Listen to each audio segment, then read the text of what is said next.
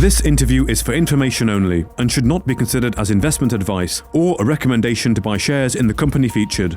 Welcome to this Stock Box interview.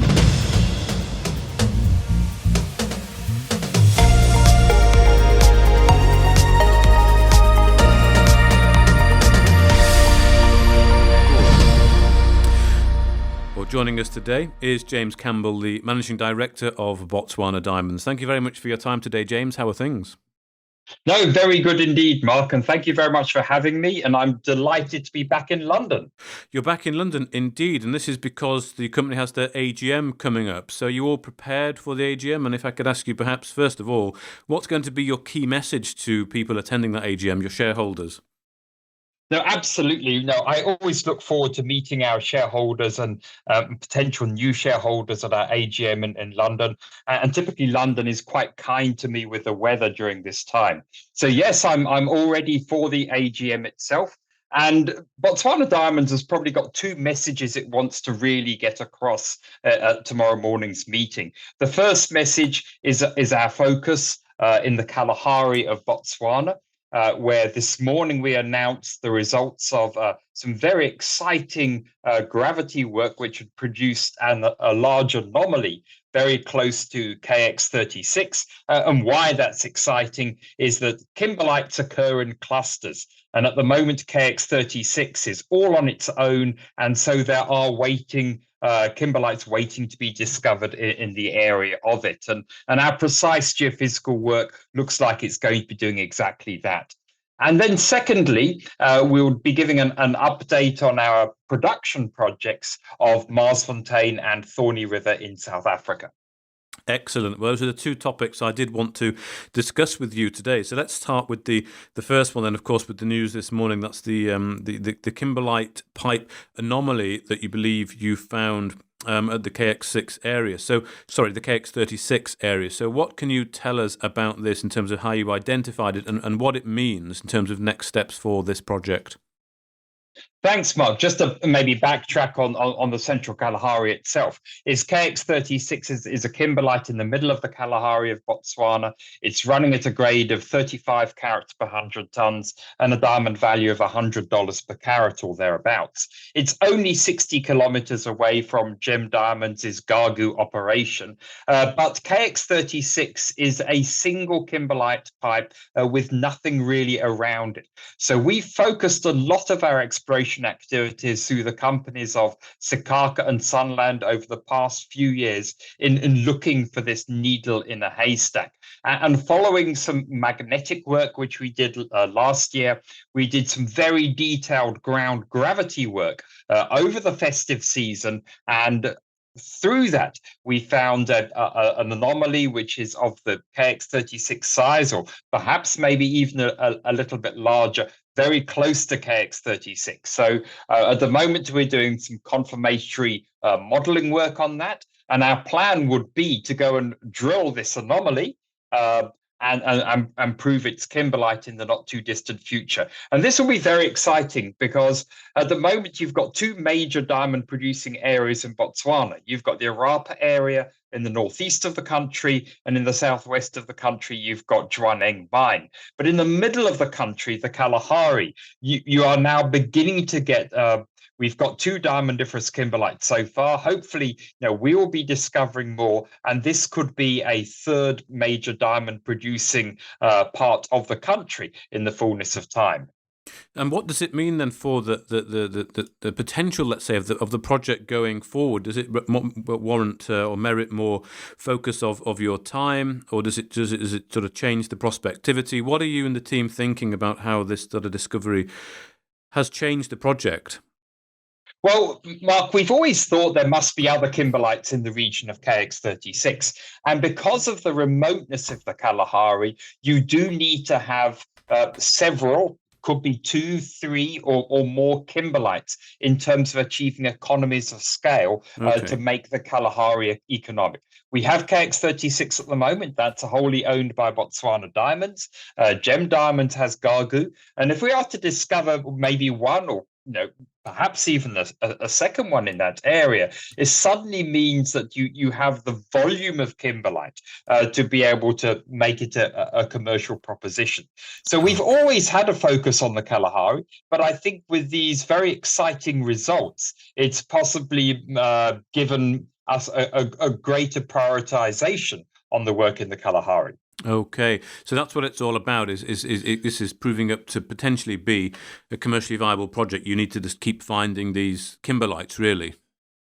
Absolutely. Well, Okay, of course, we need to drill the anomaly to prove it's a kimberlite, indeed. but we're reasonably confident of that. But yes, but exploration is very much campaign based, and we've been slowly beavering away on our projects in the Kalahari. And the harder you work, the luckier you become. That's what Gary Player said, and I think perhaps maybe that's coming to pass on this project too now. Okay, good. So I look forward to, we can perhaps follow the story quite a lot throughout the course of this year, really. I guess there'll be a fair bit of effort put into this area.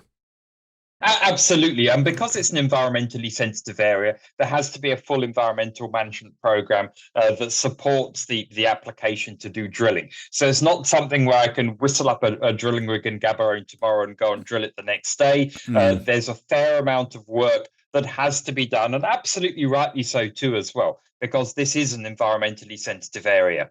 Excellent. Well, you talked also about the giving an update to your AGM tomorrow around the production, and of course that is from Mars Fontaine, isn't it? And the last time we spoke, which was a fair while ago, it was sort of the earlier part of last year, but that had started production, hadn't it? And it was only small scale, but it had got into production. So, I mean, what's the latest on the? Well, actually, two questions. How's it gone throughout the course of last year on Mars Fontaine, and what's the situation with it now and going forward?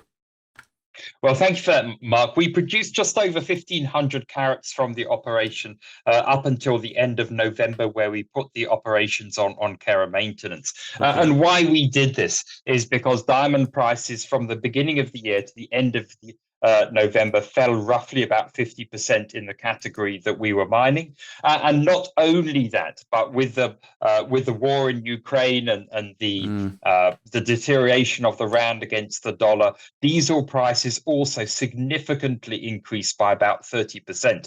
And diesel is about a third of our input costs. And when I say we had a royalty mining arrangement here where Botswana Diamonds didn't pay any of the operating cost or capital, but these were borne by the contractor. So the contractor basically was in a position where they were not making money, because don't forget that in the arrangement that we have, Botswana Diamonds enjoys a 15% royalty on run of mine diamonds and 25% royalty on special stones.